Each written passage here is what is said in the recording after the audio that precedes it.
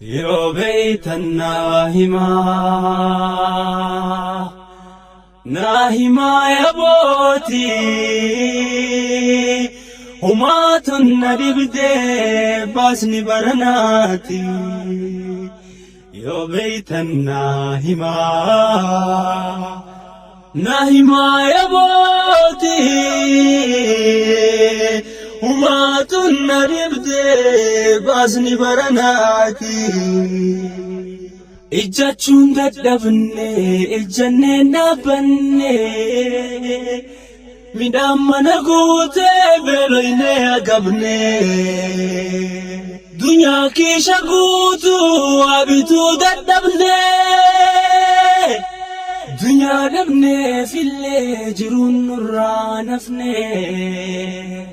rooba dachii jiisee midhaan keenya gogee marqa jiidhaa nyaanne kokkee nu duguugee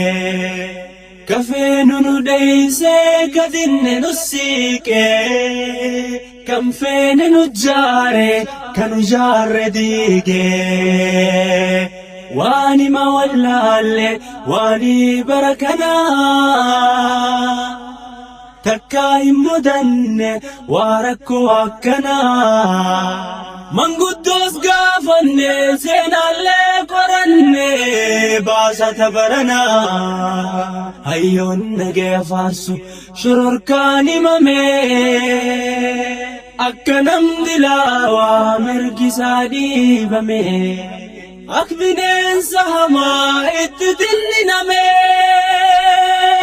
kaan hidhaguurame kaan isa jeefame. Kan biyya ifirraa roorroon ari'ame kan mirga fi lallabu humnaan ukkaanfame furmaanni dhabame malli wallaalame. Meecha kasaa fedhii isaanii hayyoonaa callisu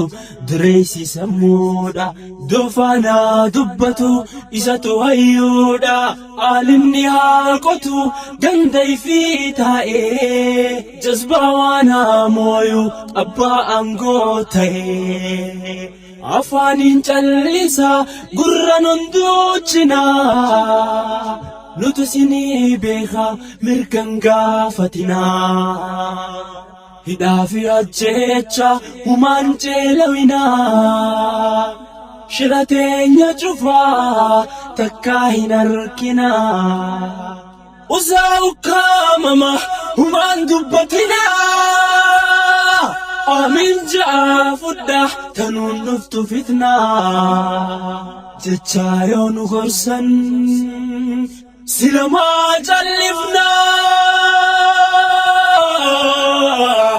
silamaa callifnaa lubbuun du'an ooltu sirerrattu baati diiniin cunqurfamaa callisuun fafaati aangoo hin gaafanne abbaa biyyummaati kabajaa mulqamne mirga namummaati hidhaan dararamaa abbaan maatii waati samaaliif callifna naaf himaa yabooti silamaa callifna naaf himaa yabooti silamaa callifna naa himaa yabooti.